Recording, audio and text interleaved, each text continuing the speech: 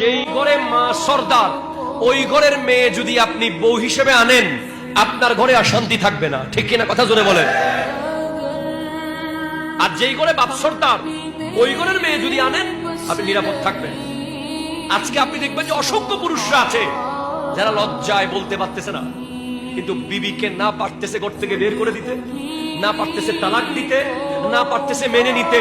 তাদেরকে আমরা বলবো, সাইয়্যিদা ফাতিমাতুজ জাহরা রাদিয়াল্লাহু তাআলা আনহা, নবীর বেটি, যার ইশারায়, যার সিজদায় জান্নাত থেকে চুলায় খাবার চলে আসে,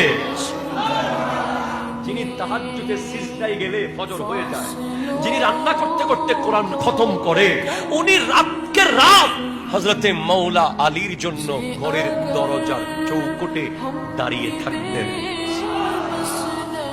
এখন অনেক পুরুষরা ঘরে এসে দেখে বিবি ঘুম, যাওয়ার সময় দেখে তার আবারও বিবি ঘুম।